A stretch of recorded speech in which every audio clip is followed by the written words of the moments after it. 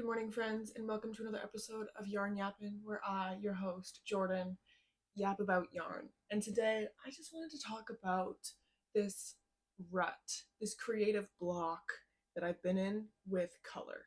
And I'm surrounded by some things that I've been working on, and I just wanted to kind of talk through this block myself. I have a new microphone. Does it sound better? Does it sound worse? Oh god, if it sounds worse. I think you can see it right here, actually. It's clipped to my spinning wheel. I don't want to clip it to my sweater. I feel like that'll just sound all rustly. So, here we are. Let me know in the comments down below. How's the audio? Give me some feedback. I'm struggling. I'm not a technology girl, okay? I'm a certified yapper, not a tech bro. Let's get into it. I am maybe gonna work on this sock here. I have the finished pair, finished partner to the sock. I'm working with some Cascade 220 wave, 220 wave, with a strand of Mohair held double. And I've actually never knit a pair of socks holding a pair of wool and yarn. Wool and mohair together. My bad. So I might be knitting on this. I don't know. I might be too busy yapping. There's a lot going on the couch today. So this thought process started a couple months ago. I was really struggling with color, which part of being an artist is going through like highs and lows. Whatever's going on with my voice right now, I wish I knew. Am I a teenage boy going through puberty? Apparently. As an artist, you go through like highs and lows, like that's just part of it. And a couple months ago, I was really struggling with color. And I guess maybe like a little bit of background on me. I used to be a makeup artist before the pandemic, and then that was not possible to continue on. And I have taken some fashion business like education, formal education. So in terms of color theory, I've had the privilege of studying color theory in like formal academic settings multiple times across multiple different mediums, like all through middle and high school. I took all the art classes I could. So I've studied color theory in so many different mediums and different forms. I would like to think that I have a very good wrap and understanding of color and putting colors together and color theory. And that's very much the Jackass Collective branding is. Aaron is sending me 47 messages. Babes, give me a second. Um, what was I saying? All that being said, I like to think I have my head around color and color theory and putting colors together. And the Jackass Collective branding is very colorful. It is very chaotic. It's very bright. It's very poppy. It's very eye catching. And sometimes there's a low, there's a lull, there's a creative block. And I had one of those recently, and it's because I tried to change up how I was trying to use color and put color together, specifically with my handspun yarn. That's why there's a mountain of handspun yarn here. I have them on clothing clothing hangers, because I hang them to dry in my bathroom laundry rack. There's a bar in my shower that I hang all my yarn on, so they're on the clothing clothing hanger. Wow. Specifically, I was having this problem with hand spun yarn. Like, I hadn't touched my spinning wheel in months. I was just looking at my bin of fiber, and I was like, these colors, like, the issue I was having was I don't know how this fiber is going to spin up. I don't know how this braid of color is going to spin up. I don't know how these colors are going to blend together. And that all of a sudden was a problem for me, which is deranged because I love to fuck around and find out. That's, again, part of the branding of Jackass Collective is it's not that serious. It's not that deep. I'm here to throw some colors at the wall and see what sticks and go from there.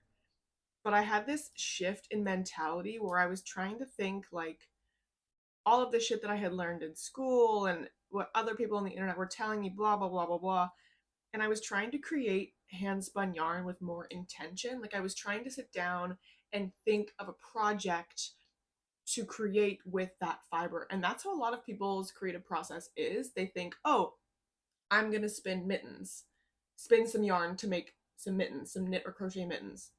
So they'll pick their fiber and their colors and they'll spin to a certain weight and gauge and like do all this with intention. And I was like, wow, that's so professional and that's so badass. Like I want to try and do that. And that is where I went wrong, deeply wrong. And it's not that I regret trying that. It was really cool to try out a different process.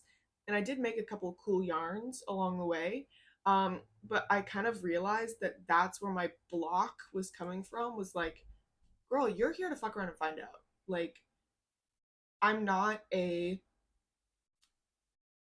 create with intentions bitch. I'm here to create with vibes and just play around with color. And then that yarn might sit in my stash for a year, and that's fine until the perfect project comes along. And I need to let go of that. Like it's fine if you create a yarn that doesn't have a purpose, an immediate purpose or an immediate project. I just was seeing a couple of artists that were very much spinning or knitting or like doing whatever their craft is with more intention than I was. And I was like, oh my God, am I doing this wrong? There is no right or wrong. And I think I wanted to make this video. Actually, I wanted to make this video like 3 weeks ago, but there was an issue with the microphone coming in the mail. It got lost. There was a refund, return, blah, blah. So I wanted to film this a couple weeks ago. So I didn't want to film it with the shit audio. And through that couple of weeks that I was like in this, I'm trying to film this video, but I can't. I think the intention was to just sit and talk through how I got up to that point and what I wanted to try to do going forward. But now that I'm kind of through that creative block, I just kind of wanted to show you some shit that got me through that. If that makes sense. Like I just want to show you some of the colors that I've been playing with. And I have some yarn, some handspun yarn. I've got some finished objects and I have some fiber that I have yet to dye up or spin up, sorry, that I dyed that I haven't spun up. So I just thought I would just kind of talk through some of the colors I've been playing with. I don't know. That's what yarn yapping is all about. Yapping. I guess actually I could start with the sock that I'm knitting. So this is, again, I told you some hand-dyed kid silk mohair and some Cascade 220 wave. I love the 220 wave. It's just such a cool yarn. The way the colors change, it's beautiful. But this has gray in it, and I hate gray. I think it's, oops, I just bumped that. I think gray is just, I hate that color. It's just soul sucking to me. It makes me feel terrible and awful and disgusting. If you like gray, girl, you do you. But this has a ply of gray in it. So there's like blues and greens and gray, and it like kind of the colors shift throughout. And I was like, what the fuck am I gonna do with this? I got this thrifted a while ago, and I was like, hold it double with some mohair. This is bright ass mohair. Like when you knit up this sock, you're not gonna look at the sock and go, oh my god, there's gray in that. I just see really cool blues and greens, and there was just like the fear of that gray ruining the final piece. And like if I get in here and if I look up really close, I can see gray in it. But if I'm wearing this sock, I'm thinking about how soft and squishy and luxurious it feels. Like I said, I can't believe I've never knit a sock holding a strand of wool and mohair together. I will be doing more of this. Like, I'm just loving this. So I'm really happy that I just said, stop being a little baby back bitch about the gray in the yarn and just use the yarn. Like, you're not gonna die if you knit with gray, bro. Relax. And I did, and I really love how this sock turned out. And I guess while we're here, I'm gonna leave this in the middle of the row, and I'm gonna be mad at myself later for that. There's so much going on. If you could see what I'm seeing, wow. And then I guess we'll talk about the other socks that I knit. So as I'm filming this, it's like January 11th or 12th or something, and Valentine's Day is coming up. I love Valentine's Day. It's so campy, it's so tacky, it's so pink, it's just cunt, okay? Valentine's Day is cunty. That's all I have to say. And so the colors were calling me. The pinks, the reds, the purples, the lavenders, and I made this pair of socks. So I am actually writing a sock pattern. I'm excited. I'm nervous. It's gonna take a while. Like, just don't. There's no timeline here.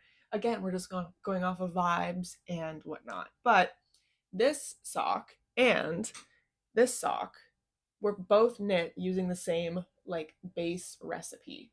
And if you're kind of newer to socks, if you ever hear a knitter talking about like a sock recipe, it's basically just the numbers, okay? Think about if you're gonna knit a top-down raglan, you're gonna cast on the the the the neckline. You're gonna do your increases. That's the recipe of the pattern, if you will. It's the construction of the garment. So these are all made using the same construction, the same numbers cast on. However, I did this one with a 2x2, 2x2 ribbing. This one I did with a stockinette stranded color work. You can do a lot with a simple recipe. So that's what this sock pattern is going to be, is the base vanilla sock recipe. This is a 4mm worsted weight sock, beginner friendly. I'm really excited to have a sock pattern because people ask me all the time and I'm like, socks are easy, you should try one, but I don't have a pattern to send you to, so I want to have a pattern to send you to. And these colors called to me. I don't remember why I chose to do a checker, but this is the red is just a red wool that I thrifted. I don't know if I have the label anymore. The pink is some Jackass Collective Feral that I dyed on like a worsted weight yarn. And then this lavender is actually a vintage sweater that I upcycled. It had a couple holes in it. I can't, maybe along the armpit area. I got this sweater like the very, very, very, very, very beginning of my fiber arts journey. And I still have tons of this lavender yarn left. It's beautiful. It's made in Ireland. I don't know. But these colors just called to me. And because these socks are stranded color work, there's like that extra, sorry, I bumped that again. There's an extra layer of insulation and squish to these socks. And the colors just make me feel so happy. There's like, you're telling me this is not campy as hell? Who knits a sock like this? What the hell? It's ridiculous. I love it. I guess I'll show you a finished object. This is my little hooded scarf. I don't know if I ever like gave this a name. However, this is just like a hood that I knit that I added a very dramatic long scarf to. So it can be worn a few different ways, but this is kind of how I've been styling it. I literally have not worn this out of the house. This came off the blocking mats yesterday. Very cute. I'm not gonna stand up, so you can get the gist of this, but it's just like a very cozy little um, accessory. And because it's a hood, I can just take it off if I need to. And this was made with, again, some Jackass Collective um, handspun yarn that I spun with no intention. I spun with vibes. And it brought me so much joy to spin this yarn and to see these colors knit up was like a dopamine hit like I've never had before. Just see these like gorgeous colors work up. And then I did end up putting a crochet border around it. As you can see, crochet border. It does help with the stockinette a little bit. It actually lays pretty flat for the most part. Like I'm happy with that. It's a scarf, so it gets bunched up and whatever. So that's fine. I'm really happy with how this turned out. I think I'm gonna add tassels still. So this is that dyed lamb's wool that we upcycled. And I tried to do a double knit, like button band almost, but it was pissing me off. I don't like double knitting. I've tried to double knit the scarf and the like face trim on this, and both times it looks terrible and it was annoying to do. So maybe I'm just not a double knit girly. Maybe I'm doing it wrong. I don't know. But it turned out beautiful and I'm really happy with this. And I spun this with vibes. I spun this with no intention. I spun this with the desire to just make something pretty with pretty colors. And I missed doing that. So here we are, getting back on my bullshit. I guess really quickly we'll get into some fiber before I talk more about this hand spun yarns I've spun recently. So this is just some Corriedale fiber that I spun up. No, that I dyed up. And I did this like 2 nights ago. You'll see I have a reel on it on Instagram, a little bit more in depth on these, but I was just playing with pinks and purples and big loud truck, sorry. I don't know if you'll hear the trucks anymore. I was just throwing pinks and purples in the pans, and normally when I dye fiber, I'm just using a dry dye powder. Like I'm not dissolving it in water. I'm not adding more liquid to the pan. I just sprinkle the dye in there and I will kind of press the dye into the fiber so it dissolves and moves around a bit more. However, with this, I was just sprinkling the dye in and then I let it sit and it did its thing. And that was really fun to do. And I think I'm gonna dye fiber like that more going forward. And it just turned out so pretty. I knew this is the colors we were gonna get. I knew it wasn't gonna be anything revolutionary. These are colors I've played with before many times. So no one's shocked. This braid, however, I've already prepped it to spin, so it is already kind of fluffed up. And I'm not really sure if you can see. There's kind of two halves here. Half of this braid was more pinks, purples, berry tones, like lighter kind of peaches, pastel pinks. And then this side got a little bit more muted and like muddied a little bit, like some of the colors blended together and we got more like beigey undertones. There's some grays. There's actually some like green colors in here. Not entirely sure how that happened. Just everything kind of mixed. And we got this. And at first I was like, oh my God, I hate this. What is that going to look like when it spins up? And it's like, relax. It doesn't matter. It doesn't matter. Do you know what I mean? It's not that deep at the end of the day. Like, it's not that deep. And I don't know why, just for a long time, I was stuck in this mentality of like, well, I don't know what it's going to look like when I spin it. I don't know what it's going to look like when I spin it. I don't know. I was just like in my head for no reason. The girls are clocking out. They've had it. I don't know why I was in that mentality. And the other night, I just said, I'm going to dye some fiber and I'm going to fuck around and find out. And we're going to see what happens when I throw some colors in the pan. I played around with the Jacquard fluorescent red, neon red. I can't remember. I think it's called fluorescent red. And it turned out not fluorescent at all, which I thought was very interesting. But again, I wasn't doing any math or recipes. I was fucking around and finding out. And we got this. And it's going to be a beautiful Valentine's Day spin. I know that for damn sure. And I'm really happy with this. We're honking. I'm really happy with this.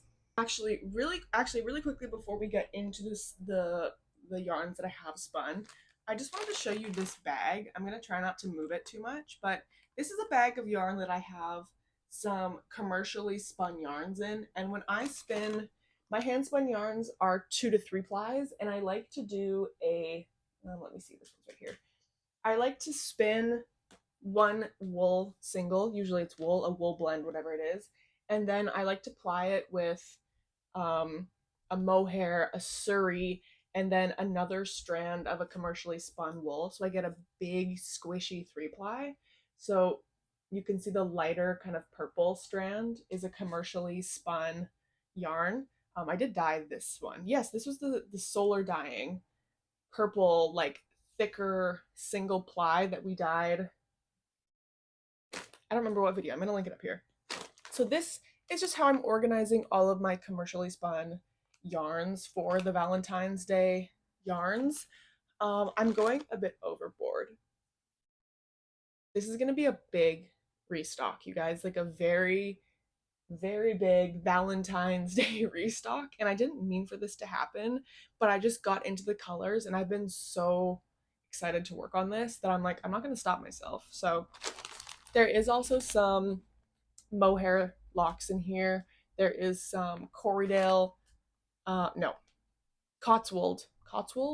locks in here. There's tons of different locks. There's some sari silk. This is just kind of how I'm keeping things organized. There's some like moody navies, some like really rich, deep, plummy raspberry wine colors. And I'm just kind of keeping everything organized like this. Okay, now we'll get into the handspun yarn. Okay, there's a lot going on right here. I'm gonna start with the skein that kind of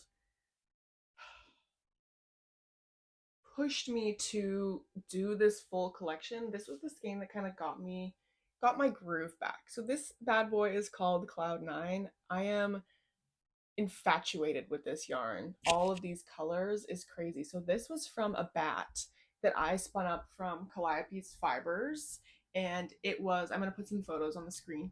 It was a like mixed bat, very white, blue, like light sky blue. It had some little neps in it. It just looks like a cloudy, beautiful spring sky. I don't know. And I was just obsessed with it. And I wanted to play around with the idea of like cloud9, like you're in love, you're horny, you're full of lust, whatever the energy is. So I wanted to pull in, the sky and the clouds and that light feeling, but also, the pinks and the moodier purples and blues. And of course, this has some mohair in it.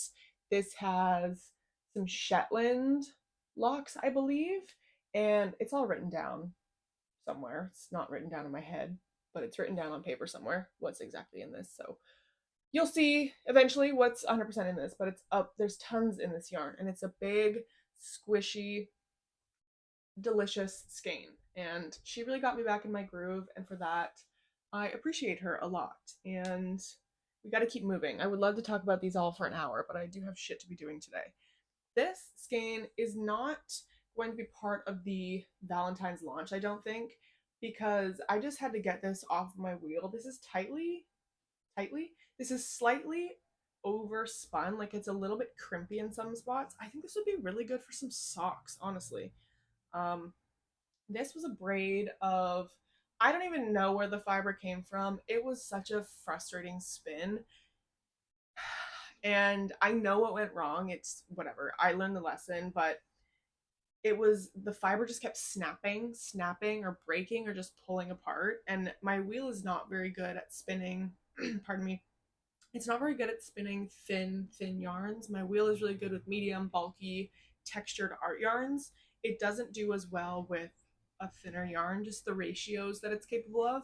So this was just a little bit frustrating. I ended up applying it with um a like mustard kind of color commercial wool. So this is like a 3 or 4 ply. I guess this is a 4 ply technically. And the fiber that I spun, it's got all these different purples and yellows and kind of browny colors. It's very beautiful. It was a very frustrating spin, but I learned a little bit about my wheel when I did this, so it was nice. I might make some socks out of this. I don't know. It's really neat. I might save this for a future shop restock, but it does have like purples in it, so I mean, I could throw it in the Valentine's launch. This, you guys, oh my god, this is my first Coreless Lock spun yarn. So I'm gonna start off by saying, if you're interested in spinning, you are a spinner currently, and you're not following Brian of the Wool to Gold YouTube channel and podcast, this man is a genius with a spinning wheel. He teaches classes. He knows his shit, okay? If you are interested in learning more about spinning, I'm going to link his channel right here. Go check him out. But he did a video on Coreless Lock spinning. And if you're unfamiliar with what that means, it just means I'm spinning locks as a single ply. This is a single ply of yarn. And I cannot tell you how stoked I am on this. You can see there's tons of colors in here. I basically just took a bunch of different locks from my stash. I had Shetland, I had Cotswold, I had Mohair, I had another kind of lock. I don't remember. All these different colors. And I was just taking handfuls of them and spinning up with no rhyme or reason. I wasn't trying to create like a repeating kind of color pattern. I had no thoughts, no intentions, just like I don't know, I would say this is like a medium number 4 weight ballpark. And it's just, there's so much texture in it. There's lavenders, there's neon pinks, there's different reds and berries, and like some of these are a little bit gray. There's pastel, like there's so much going on with this yarn. And this, my phone is never going to do her justice. This was a really fun spin. I want to do more Coreless lock spuns. Love. I'll go rapid fire because I do have a lot to get through here. But these 3 yarns here, I spun from the same bat, and the yarns that I was plying with kept running out. So I ended up with 3 different yarns. So this is the first yarn I spun. It's like a little skinny skein, so it's kind of hard to show you, but very moody, stunning. I applied it with some thrifted mohair. This is a very squishy, fluffy, gorgeous halo on this. Whoa. I applied it with a strand of ferrule. You can see that bright pink in there, pinky purple, that's ferrule. And the bat itself is like a wool, sari silk. There was something else in the bat, but gorgeous, gorgeous, gorgeous colors. This one turned out a little bit like moodier, dare I say. Oops, my little marker just fell off, don't mind me. This is how I know which skein it is, what yardage, what fiber content is in it. This, again, that same art bat base, but I spun in some of those pink mohair locks. They're so bright, it's crazy. And I applied this with a strand of Hobie Arctic, I think the wool is called. I'm not even sure they sell it anymore. It's like a very rough Icelandic wool. And I applied it with that silk, sari silk merino wool. And there is also a strand of feral silk viscose in here. So it's very textured, it's very sturdy, very strong. It's so pretty. I kind of want to keep this one. And then this one I kept simple. So you can see more of the bat colors in this. You can see more of the sari silk and fluffs everywhere. You can see more of the sari silk popping out. I just did a 2-ply. This is just plied with a, I think was the sock yarn that we solar dyed. I believe that's what that is. That kind of lavendery purple color. So gorge. I showed you this bad boy really quick. This is a bigger, bulkier skein. There is some mohair. There is some, I think this just has mohair locks in it.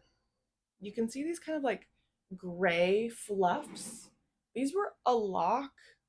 Don't know what kind of animal it came from. What kind of sheep it came from. It was not marked the breed. It just said locks, and they were very, I wouldn't buy them again. These little gray locks came from the same business that did this braid, and they were both not enjoyable to spin.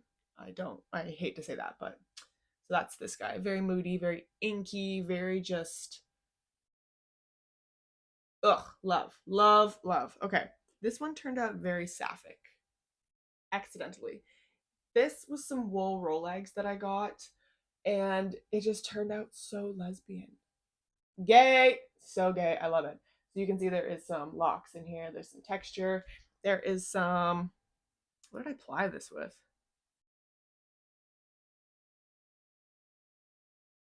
Don't remember what I applied this with. I must have just plied it on itself. That's what that is. Yeah, it's plied on itself. So I spun half with no texture, no locks or anything, and then I spun the other half with the locks and then plied them together. And it's just, this is gorgeous. Dare I say so myself. My handspun just looks better in person. I don't know. Sorry, I bumped you. I can never capture the colors and the texture accurately. Product photography is not my thing. Videography is not my thing. So I've never been able to accurately showcase my stuff. I don't think it comes across as nice on camera. So this, I have to reskein this up because it got a little bit I